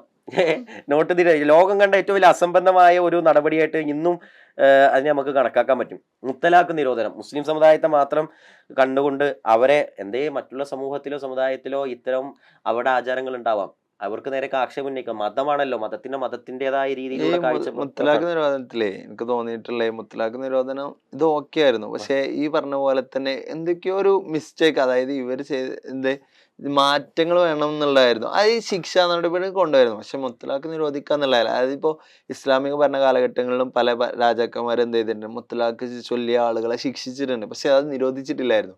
അത്തരം ഒരു സാധനം കൊണ്ടുവരാമായിരുന്നു. മുത്തലാഖിനെ കുറിച്ച് പഠിച്ച ആളുകൾക്കറിയാം അതൊരു സിസ്റ്റമാറ്റിക്കലി ആയിട്ടുള്ള വളരെ ഗൗരവതരമായ ഒരു കാര്യമാണ്. അത് അങ്ങനെ വെറുതെ ചെല്ലിപ്പോകാനോ ഇപ്പോ മതത്തിന്റെ നിയമങ്ങളിലേക്ക് ഇറങ്ങുമ്പോൾ മനസ്സിലാക്കാൻ പറ്റും. പക്ഷെ ഇത് അവരുടെ താല്പര്യം ഇത് മനസ്സിലാക്കാനല്ല. മുസ്ലിം സമൂഹവും മുസ്ലിം മതവും ഇസ്ലാം മതവും അതൊരു അപരിഷ്കൃതമാണ് എന്ന് ചിത്രീകരിക്കാനും അതിനോടൊരു വെറുപ്പുൽപാദനം നടത്താൻ വേണ്ടി മാത്രമുള്ള അജണ്ടയാണ്. ഏതായാലും അതിനുശേഷം വന്നത് ഇലക്ട്രൽ ബോണ്ട് ആക്ട് ആണ്, വഖഫ് ഭേദഗതി നിയമമാണ്. അപ്പോൾ ആകമാനം ആപാദചൂടം വെറുപ്പുൽപാദനവും ഒരു സമുദായത്തെ അപരവൽക്കരിക്കാനും മറ്റുള്ളവർക്കിടയിൽ ധ്രുവീകരണം സൃഷ്ടിക്കാനും ഒരു കമ്മ്യൂണൽ ഡിവൈഡ് ആൻഡ് റൂൾ എന്ന് പറയുന്ന ബ്രിട്ടീഷ് തത്വത്തെ ഒന്നും കൂടി അതിനേക്കാൾ ബ്രിട്ടീഷുകാർ നടപ്പിലാക്കിയതിനേക്കാൾ വളരെ ക്രൂരമായി നടപ്പിലാക്കാൻ ശ്രമിക്കുന്ന ഒരു ഭരണാധികാരി എന്ന് മോഡിയെ കുറിച്ച് നമുക്ക് പറയാം. ഏതായാലും ഈ ഒരു വഖഫ് ബില്ലിന്റെ പരിസരത്ത് രാഷ്ട്രീയപരമായി പല ധ്രുവീകരണം നടക്കുന്നുണ്ട്. കോൺഗ്രസിനെ ആക്ഷേപിക്കാൻ നിൽക്കുന്നവരുണ്ട്. എനിക്ക് തോന്നുന്നുണ്ട് കോൺഗ്രസിനെ ആക്ഷേപിക്കാന്ന് പറഞ്ഞോടത്തെ ഇപ്പോ രാഹുൽ ഗാന്ധിയും സോണിയാഗാന്ധി ഇന്ത്യയിലെ അല്ലെങ്കിൽ പ്രിയങ്ക ഗാന്ധി ഇന്ത്യയിലെ ഒന്നുമില്ല. അവര് ഇതിനെ കാര്യമായിട്ട് ഇടപെടുന്നില്ല, അവര് ഇത് ചെയ്യുന്നില്ല. ശരിക്കും എനിക്ക് തോന്നിയിട്ടുണ്ട് ഇപ്പോ അവരുടെ അല്ലെങ്കിൽ ഇന്ത്യ മുന്നണി അല്ലെങ്കിൽ കോൺഗ്രസ് ഇതിൽ ചെയ്ത് ഇപ്പോ എനിക്ക് തോന്നുന്നത് ഷാഫി പറമ്പിലിന് സംസാരിക്കാൻ അവസരം കൊടുക്കാതെ ഈ വിഷയം ഹൈബി ഈഡനെ കൊണ്ട് സംസാരിപ്പിച്ചു. പക്ഷെ അത് ആക്ഷേപമായിട്ട് ഫേസ്ബുക്കിൽ വലിയ രീതിയിൽ അല്ല, അത് നമ്മുടെ കമ്മ്യൂണിറ്റിയിലെ എത്രത്തോളം നമ്മളെ കമ്മ്യൂണിറ്റിയിലെ ചില നേതാക്കൾക്ക് ഇത്ര അന്തമുള്ളൂ നമ്മൾ വിചാരിച്ചാൽ മതി. ഇപ്പൊ എനിക്ക് തോന്നുന്നുണ്ട് ഷാഫി ഈ വിഷയത്തിൽ ആള് സത്താർ ബന്ദലൂരാണ്. സത്താർ ബന്ദലൂരിനെ നമുക്കൊന്ന് അനലൈസ് ചെയ്യാം. സത്താർ ബന്ദലൂര് ഷാഫി പറമ്പിൽ ഹൈബി ഈഡന്റെ നട്ടൽ വായ്പൊക്കെ എടുക്കണം എന്ന് പറയുമ്പോൾ ഞാൻ അദ്ദേഹത്തോട് ഒരുപക്ഷെ ഇത് അദ്ദേഹത്തിന് അനുഭവിക്കുന്ന അല്ലെങ്കിൽ അദ്ദേഹത്തിന്റെ അനുയായി വൃന്ദങ്ങളായി അദ്ദേഹം എന്തെങ്കിലും പറയുമ്പോഴേക്കും അതൊരു ആവേശത്തോടു കൂടി സ്വീകരിക്കുന്ന ഒരാളുകൾ ഉണ്ടാവാം. അവരോട് ഞാൻ ചോദിക്കുകയാണ്, AR റഹീം ഇതേ ഒരു മുസ്ലിം റെപ്രസെന്റ് ആണെന്ന് നമുക്ക് ആ ഒരു അർത്ഥത്തിൽ ഷാഫി പറമ്പിൽ അതേ ഒരു കാഴ്ചയിൽ നമുക്ക് കാണാം. എ റഹീം രാജ്യസഭയിൽ സംസാരിച്ചോ? ഇല്ല. അതിന്റെ പറയാൻ പറഞ്ഞ ജോൺ ബ്രിട്ടാസ് സംസാരിച്ചത് ജോൺ ബ്രിട്ടാസിന്റെ നട്ടില് എ റഹീം വാടക എടുക്കണം എന്ന് അദ്ദേഹത്തിന് ഫേസ്ബുക്ക് കമന്റ് പോസ്റ്റ് ചെയ്തില്ല. ഇനി അത് ചെയ്തില്ല. ഇനി ഒന്നുകൂടി നോക്കാം, ഇടതുപക്ഷ ടിക്കറ്റിൽ രാജ്യസഭ അംഗമായിട്ടുള്ള ആളാണല്ലോ ആര്? ജോസ് കെ മാണി ഇതിനെ ശബ്ദ വോട്ടെടുപ്പിൽ അദ്ദേഹം എന്തായിട്ടുണ്ട്? BJPക്ക് അനുകൂലമായി നിലകൊണ്ടിട്ടുണ്ട്. അത് അറിഞ്ഞിട്ടും ഇതുവരെ അദ്ദേഹത്തിന്റെ ഫേസ്ബുക്ക് പോസ്റ്റിൽ അദ്ദേഹം അതിനെ എതിർത്തുകൊണ്ട് അല്ലെങ്കിൽ അതിനെ നഖശികാന്തം എതിർത്തുകൊണ്ട് ചെയ്തിട്ടുണ്ടോ? എനിക്കിതിലൊരു കാര്യം വ്യക്തമാണ്. ഇനി ഒന്നും കൂടി പറയാം, രാഹുൽ ഗാന്ധിയെ കൂടി അതേ വിമർശിക്കുന്നു, പ്രിയങ്ക ഗാന്ധിയെ വിമർശിക്കുന്നു. അതേ തോതിൽ പിണറായിയെ വിമർശിക്കാൻ അവകാശമുണ്ട് അല്ലെങ്കിൽ വിമർശിക്കപ്പെടേണ്ടതുണ്ട് എന്ന് പറയാം. കാരണം എന്താ വെച്ചാൽ പിണറായി വിജയൻ LDF എന്ന് പറയുന്ന പിണറായി വിജയന്റെ ആഭിമുഖ്യത്തിലുള്ള രാഷ്ട്രീയ ചേരി ഇതിനോട് ചേർന്ന് എന്ന് പറയാം, ജോസ് കെ മാണി ഒഴികെ എന്ന് പറയാം ഇപ്പോഴത്തെ ഒരു കറണ്ട് സിറ്റുവേഷനിൽ. അപ്പോൾ എന്നാൽ പിണറായി വിജയന്റെ ഒരു വീഡിയോ ബൈറ്റോ അല്ലെങ്കിൽ ഒരു ഫേസ്ബുക്ക് പോസ്റ്റോ ഞാൻ കണ്ടിട്ടില്ല കേട്ടോ, ഇനി ഉണ്ടോ എന്ന് അറിയില്ല. ഏതായാലും ഇതിനെതിരെ വഖഫിനെതിരെ ഒരു ഉജ്ജ്വലമായ അല്ലെങ്കിൽ പിണറായിയൊക്കെ BGM ഇട്ടിട്ട് അത്രമേൽ അദ്ദേഹത്തിന്റെ ആരാധക വൃദ്ധം ഉയർത്തിക്കൊണ്ടുവരുന്നത് അങ്ങനെ ഒരു പ്രസംഗമോ അല്ലെങ്കിൽ ഒരു വീഡിയോ ബൈറ്റോ ഞാൻ കണ്ടില്ല. അദ്ദേഹത്തിനെതിരെയും രാഹുൽ ഗാന്ധിയെ അല്ലെങ്കിൽ പ്രിയങ്ക ഗാന്ധിയെ വിമർശിച്ച അതേ തോതിൽ അദ്ദേഹത്തെയും വിമർശിക്കാൻ ഫേസ്ബുക്കിൽ ഒരു കുറിപ്പ് അദ്ദേഹത്തിന് എഴുതാമായിരുന്നല്ലോ. എനിക്കൊരു കൃത്യമായി സത്താർ ബന്ദിലൂടെ അടങ്ങുന്ന ഒരു ചെറിയ ആളുകൾ, ആ ആളുകൾ CPMന്റെ കമ്മ്യൂണിസത്തിന്റെ അമ്മിക്കടി തന്റെ വാല് പണയം വെച്ചതിന്റെ അനന്തരഫലമായിട്ടുള്ള അദ്ദേഹത്തിന്റെ ചില അപസ്വരങ്ങൾ മാത്രമാണിത്. ഇത് നമുക്ക് ഇവിടെ മാത്രം. പിന്നെ നട്ടലിന്റെ കാര്യം പറയുമ്പോൾ സത്താർ ബന്ദിലൂർ സ്വയം ആത്മവിമർശനം നടത്തണം. സത്താർ ബന്ദിലൂരും ഞാനും തമ്മിൽ ചെറിയൊരു ബന്ധമുണ്ട്. സത്താർ ബന്ദിലൂർ എന്താ ചോദിച്ചാൽ അദ്ദേഹത്തിന്റെ ഒരു കുടുംബമിത്രാദി ഇപ്പൊ എന്താ പറയുക, ഒരു നാട് മുഴുക്കെ കണ്ടിട്ടുള്ള ഒരു കാര്യം, അദ്ദേഹം പ്രസംഗിക്കുന്ന, അദ്ദേഹം വിളംബരം ചെയ്യുന്ന ഒരു തീവ്ര സുന്നിസത്തിന്റെ വലിയ ഒരു കാഴ്ചപ്പാടുണ്ട്. ആ കാഴ്ചപ്പാടിൽ പലരെയും അദ്ദേഹം വഹാബിയാക്കി, പലരെയും മതഭ്രഷ്ടരാക്കി, പലരെയും ലിബറൽ ചിന്തകരാക്കി. ഈ ഒരു സന്ദർഭത്തിലാണ് അദ്ദേഹത്തിന്റെ ഒരു കുടുംബമിത്രാദി ഒരു രീതിയിൽ ഒരു ഓണാഘോഷത്തിന്റെ ഭാഗമായിട്ട് ഒരു പ്രോഗ്രാമിൽ പങ്കെടുത്തു. സ്വാഭാവികമായിട്ടും ഞാൻ അദ്ദേഹത്തോട് ഇങ്ങനെയൊക്കെ പ്രസംഗിക്കുന്ന ഒരാൾ ചോദിക്കുമല്ലോ സ്വാഭാവികമായിട്ടും, ഇങ്ങനെയൊക്കെ വലിയ രീതിയിൽ വക്കിലോലൊക്കെ പുറത്താക്കുക, ഞാൻ മാത്രമുള്ളൂ സുന്നി, ഞാൻ മാത്രം വലിയ സംഭവമാണെന്ന് പറയുമ്പോൾ നമ്മൾ ചോദിക്കും, ഇതും നിങ്ങളുടെ മറ്റുള്ളവരെയൊക്കെ നിങ്ങൾ മറ്റുള്ള മക്കളെയും അല്ലെങ്കിൽ മറ്റുള്ള കുടുംബമിത്രാദികളെയും സാക്ഷി നിർത്തിയിട്ട് അവരുടെ ചെയ്തികളെ വെച്ചിട്ട് പിതാവിനെയും മാതാവിനെയും മതഭ്രഷ്ടരാക്കുമ്പോൾ അല്ലെങ്കിൽ വഹാബിവൽക്കരിക്കുമ്പോൾ നിങ്ങളും അതേ ക്രൈറ്റീരിയയിൽ അതേ കാഴ്ചപ്പാടിൽ ഒരുങ്ങൂലേ എന്ന് തിരിച്ചു ചോദിച്ചപ്പോൾ അദ്ദേഹം എന്ത് ചെയ്തിട്ടുണ്ടറിയോ? ആ കുടുംബമിത്രാദിയെ തിരുത്താനല്ല ശ്രമിച്ചത്, അവരെ കൊണ്ടുപോയിട്ട് അവരെ കേസ് കൊടുക്കുകയാണ് ചെയ്തത്. എനിക്കറിയാം ആ വ്യക്തിക്ക്, ആ അരുതായ്മ ചെയ്ത കുട്ടിയോ അല്ലെങ്കിൽ ആ വ്യക്തിക്കോ അതിനുള്ള സ്വാതന്ത്ര്യമുണ്ട്. ഭരണകൂടം ഈ രാജ്യം ഏത് വിധത്തിലുള്ള വേഷം ധരിക്കാനും ഏത് സംസ്കാരത്തെ പുലർത്താനും അവകാശമുണ്ട്. പക്ഷേ ഞാൻ ചോദിച്ചത് ഒരിക്കലും അതായിരുന്നില്ല. അദ്ദേഹം ഉദ്ഘോഷിക്കുന്ന സംസ്കാര വൃത്തിയിൽ ഒതുങ്ങുന്നതായിരുന്നില്ല അത് എന്നും അദ്ദേഹം വിചിന്തനം നടത്തണമെന്നാണ് ഞാൻ മനസ്സിലാക്കുന്നത്. എൻ്റെ കുടുംബത്തിൽ എന്തെങ്കിലും ഒരു അപജയം സംഭവിച്ചാൽ എൻ്റെ കുടുംബമിത്രാദികൾ ഒരിക്കലും അതിൻ്റെ കൂടെ നിൽക്കൂല, അത് തിരുത്താനാണ് ശ്രമിക്കുക. പക്ഷേ നടുപ്പുറത്ത് നട്ടലില്ലാത്തതിൻ്റെ ഭാഗമായിട്ടാവാം അല്ലെങ്കിൽ തൻ്റെ പ്രതിച്ഛായയെ കളങ്കപ്പെടാതിരിക്കാനും തൻ്റെ അനുയായി വൃന്ദങ്ങളെ സുഖിപ്പിക്കാനും അവർക്ക് മുന്നിൽ കോൾമേർക്കൊള്ളുന്ന ഒരു വാക്കുണ്ടാക്കാനും വേണ്ടിയിട്ടായിരിക്കാം കേസ് കൊടുക്കുകയോ ഫേസ്ബുക്കിൽ അതിനെ പോസ്റ്റ് ഇടുകയോ ചെയ്തിട്ടുണ്ടാവുക. ഒരു പക്ഷേ അത് സമുദായത്തിൽ അതിനുപോലും നടുപ്പുറത്ത് നട്ടലില്ലാത്ത അങ്ങേയറ്റം മോശം എന്ന് പറയാവുന്ന അർത്ഥത്തിൽ ഞാനതിന്റെ പദങ്ങളെ ഒന്ന് ചുരുക്കി വെക്കുകയാണ്. അങ്ങനെയുള്ള ഒരാള് ഷാഫി പറമ്പിൽ എനിക്ക് ഉറപ്പാണ്, ഷാഫി പറമ്പിലിന് ഒരു ഓപ്പർച്യൂണിറ്റി കൊടുത്തിരുന്നെങ്കിൽ എന്തായാലും അദ്ദേഹം ഗംഭീരമായി ഒരു പ്രസംഗം നിർവഹിക്കാൻ മാത്രം ശേഷിയും കാപ്പബിലിറ്റിയുള്ള ആളാണ്. പക്ഷേ അവിടെ ഷാഫി പറമ്പിനെ വിമർശിക്കുകയാണ്, റീലിട്ട് നടക്കണം, അങ്ങനെയാണ്. അതേസമയം എന്താ എ റഹീമും അതേ വിമർശനത്തിന് വിധേയമാക്കപ്പെടേണ്ടതല്ലേ? എന്തുകൊണ്ട് എ റഹീമിനെ വിമർശിച്ചില്ല? അതേ കമ്മ്യൂണിസ്റ്റ് ചേരിയിലാണ്. എന്തുകൊണ്ട് പിണറായി വിജയനെ വിമർശിച്ചില്ല? എന്തുകൊണ്ട് ജോസ് കെ മാണിയെ വിമർശിച്ചില്ല? നടുപ്പുറത്തെ നട്ടിൽ സ്വയം പരിശോധിക്കണമെന്നാണ് എനിക്ക് സത്താർ ബന്ദിലൂരിനോട് പറയാനുള്ളത്. ഇതിന്റെ പേരിൽ ഇനി സുന്നി സർട്ടിഫിക്കറ്റിൽ നിന്ന് എവിടെ നിന്നെങ്കിലും മാറ്റിയെത്തുണ്ടെങ്കിൽ എനിക്കത് വേണ്ട. അതേ ഷെജർ സുന്നി സർട്ടിഫിക്കറ്റ് എനിക്ക് വേണ്ടതില്ല, അതെന്നോ ഞാൻ ഒഴിവാക്കിയിട്ടുണ്ട് എന്നുള്ളതാണ്. അപ്പോൾ സമൂഹത്തിൽ ഈ ഒരു അർത്ഥത്തിലുള്ള ധ്രുവീകരണം സൃഷ്ടിക്കുക, ഈ വഖഫ് എന്ന വലിയ വിഷയം ഉണ്ടാകുമ്പോൾ അതിനെ പ്രതിരോധം തീർക്കാൻ നമ്മൾ ഒരു വലിയ രീതിയിൽ ആശ്വസിക്കണ്ടേ? കേവലം മുസ്ലിങ്ങൾ മാത്രമല്ലല്ലോ, ഒരു വലിയ 250 അടുത്ത് 233 ആളുകൾ നമ്മുടെ കൂടെ നിന്നപ്പോൾ അതിനെ ഏകോപിച്ചത് കോൺഗ്രസ് അല്ലേ? ഒറ്റുകൊടുക്കുന്ന ഒരു സംസാരം സോഷ്യൽ മീഡിയകളിൽ ഈ ധ്രുവീകരണം ഉണ്ടാക്കിയോണ്ട് സത്താർ ബന്ദിലൂരിന് എന്ത് നേട്ടമുണ്ടായി? ഞാൻ പറയണേ, ഒന്നുകൂടി കടന്നു പറയുന്നത് അല്പത്തരാണ് കാണിച്ചത്. സത്യമായിട്ടും പറയുകയാണെങ്കിൽ ഇപ്പോ അദ്ദേഹം ചെയ്ത ബൈറ്റ് ഇപ്പോ വലിയ സംസ്ഥക്കാരായിട്ടുള്ള ആളുകൾ വരെ നമ്മളോട് ചോദിച്ചിട്ടുണ്ട്, എന്തിനായിരുന്നു അത്ര ടോക്ക് ചെയ്തത്? അതായത് ഒരർത്ഥത്തിൽ പറഞ്ഞാൽ ഒന്നുകൂടി പറയുകയാണെങ്കിൽ ഇങ്ങനെ പറയേണ്ടി വരും, താൻ ജീവിച്ചിരിക്കേണ്ടത് എന്ന് അടയാളപ്പെടുത്താൻ ഇങ്ങനെയൊക്കെ ചിലത് ചെയ്യേണ്ടി വരും. ശരിക്കും തോന്നുന്നുണ്ട് അത്ര ഒരു അല്പത്തരമായിന്ന് കാണിച്ചു വെച്ചെന്നാണ്. കാരണം ഇപ്പോ അല്ലെങ്കിൽ അദ്ദേഹത്തിന് എന്തില്ല സഭ നടപടിക്രമങ്ങൾ അല്ലെങ്കിൽ അത്തരം പ്രോസസ്സുകളെ കുറിച്ച് വ്യക്തമായ അറിവില്ല എന്നുള്ളത്. ഒന്നില്ലെങ്കിൽ അദ്ദേഹത്തിന്റെ അറിവില്ലായ്മ അദ്ദേഹം കാണിച്ചു, അല്ലെങ്കിൽ അദ്ദേഹത്തിനൊരു മിസ്റ്റേക്ക് സംഭവിച്ചു എന്നുള്ള. നമ്മുടെ കൂടെ നിന്ന ആളുകളെ അകറ്റുന്ന രീതിയിൽ സംസാരിക്കരുത്, ചേർത്ത് വെക്കാറുണ്ട്. ഒരു പഴയ മതേതര കാലത്തെ ഇന്ത്യയെ മനോഹരമായ ആ ഒരു ചേർന്ന് നിൽപ്പിൻ്റെലേക്ക് ചേർത്ത് പിടിക്കാനാവണം. അപ്പോഴും ആക്ഷേപിച്ചുകൊണ്ട് വിള്ളലുകളോ ധ്രുവീകരണങ്ങളോ ഉണ്ടാക്കുന്ന രീതിയിലേക്ക് പോവുക എന്നത് നേതാക്കൾക്ക് അഭികാമ്യമോ ഭൂഷണമോ അല്ല എന്ന് അവർ തിരിച്ചറിയണം. ഈ വിഷയത്തിൽ എനിക്ക് തോന്നിയിട്ടുണ്ട്, ഇപ്പൊ നമ്മൾ ഈ വിഷയത്തിന് വേണ്ടിയിട്ട് ശബ്ദം ഉയർത്തുന്നതിനേക്കാൾ കൂടുതൽ മറ്റു ഇതര മതസ്ഥരുടെ ഇതിന് വേണ്ടിയിട്ട് നമുക്ക് വേണ്ടിയിട്ട് അല്ലെങ്കിൽ ഒരു മുസ്ലിം കമ്മ്യൂണിറ്റിക്ക് വേണ്ടി ശബ്ദം ഉയർത്തുക എന്നുള്ളതുണ്ടെങ്കിൽ എന്തായിരിക്കും ഭയങ്കര പോസിറ്റീവ്. അതാണ് ഒന്നും കൂടിയും ഒരു ബലപ്പെട്ട സംസാരം, ഒന്നുകൂടി കരുത്താർന്ന സംസാരം. ആ ഒരു സ്ട്രാറ്റജിയാണ് കോൺഗ്രസ് അവിടെ കീപ്പ് ചെയ്തത്. അവിടെ ഷാഫി പറമ്പിന് സംസാരിക്കാൻ കൊടുത്തു കഴിഞ്ഞാൽ കുഴപ്പമൊന്നുമില്ല. ഹൈബി ഈഡനായ മുനമ്പത്തെ MP ആയ ഹൈബി ഈഡനാണ് ഷാഫി പറമ്പിലേറെ എന്തുകൊണ്ട് അതിന് സ്യൂട്ടായിട്ടുള്ള ആള്. അദ്ദേഹം സംസാരിക്കുമ്പോൾ അത് വേറെ അർത്ഥത്തില് ഒന്നുപാടിയും കൂടുതൽ ആളുകൾക്ക് ഉൾക്കൊള്ളാൻ പറ്റുന്ന രീതിയിലാവും. ഇപ്പൊ ഷാഫി പിന്നെ ഒരു ലോകസഭയിലെ ഒരു ബില്ല് വരുമ്പോ അവിടെ 235ഓളം ആളുകള് പ്രതിപക്ഷത്തുണ്ടെങ്കിൽ എല്ലാവർക്കും സംസാരിക്കാൻ അവസരം ഉണ്ടോ? പരിമിതമായ ആളുകൾ, ഇത്ര സമയമാണ്. ആ സമയത്തിൽ ആര് സംസാരിക്കണം എന്നുള്ളത് ആ പാർട്ടിയും ആ ഓപ്പോസിഷൻ ലീഡറിന്റെ ആഭിമുഖ്യത്തിൽ തീരുമാനിച്ചിട്ടുണ്ട്. ആ തീരുമാനത്തിന്റെ അടിസ്ഥാനത്തിൽ കാര്യങ്ങൾ അവിടെ നടന്നിട്ടുണ്ട്. ഭംഗിയായി വളരെ വലിയൊരു പോരാട്ടമാണ് നടന്നത്. ആ പോരാട്ടത്തിൽ അപ്രിഷ്യേറ്റ് ചെയ്തതിന് പകരം അതിനെ വിമർശനാത്മകമായി സമീപിക്കുന്നതിന്റെ പിന്നിലെ താല്പര്യം എന്താണ്? അതന്നെ ശരിക്കും പറഞ്ഞു കഴിഞ്ഞാൽ അവർക്ക് ചില അജണ്ടകളുണ്ട്, അത് നടത്താൻ വേണ്ടിയിട്ടുള്ള പോയിന്റുകൾ ഉണ്ടാക്കുക, ആ ഒരു കാര്യങ്ങളെ രൂപീകരിക്കുക. എനിക്ക് തോന്നിയില്ല അത്ര ഒരു ചെറിയ കാര്യമുള്ളൂ. ഇപ്പോ BJP കൊണ്ട് പറയുന്ന പോലെ തന്നെ ഇത്തരം കാര്യങ്ങൾ കൊണ്ടുവരുന്നത്. ഇപ്പൊ അവര് പറഞ്ഞ് ഈ 2024 വഖഫ് ബിൽ ആക്ട് കൊണ്ടുവരുന്നത് മുസ്ലിം സമുദായത്തിന്റെ ഉന്നമനത്തിന് വേണ്ടിയിട്ടാണെന്ന് പറയുന്നത്. എനിക്ക് തോന്നിയിട്ടുള്ള ഇപ്പൊ ഇവര് ചെയ്യുന്നത് തന്നെ ഇപ്പൊ ഞങ്ങളെ എന്തോ ഒരു അതായത് മുസ്ലിം സമുദായത്തിന്റെ നായകർ ഞങ്ങളാണ് എന്ന് പറയുന്ന അതേപോലെ തന്നെ ഈ രണ്ട് ടീമിനും എനിക്ക് ഒരേപോലെ ആയിട്ട് തന്നെ വിവരം കുറവായിരിക്കും, പക്ഷെ വികാരങ്ങൾ കൂടുതലായിട്ടും മുന്നോട്ട് വെക്കുന്ന ഒരു രണ്ട് വിഭാഗം തുല്യമായിട്ട് നമുക്ക് വേണമെന്നുണ്ടെങ്കിൽ ചിത്രീകരിക്കാവുന്നേ ഉള്ളൂ. ഏതായാലും നമുക്കിതൊന്ന് ഒരു വൈൻഡപ്പിലേക്ക് പോകണം.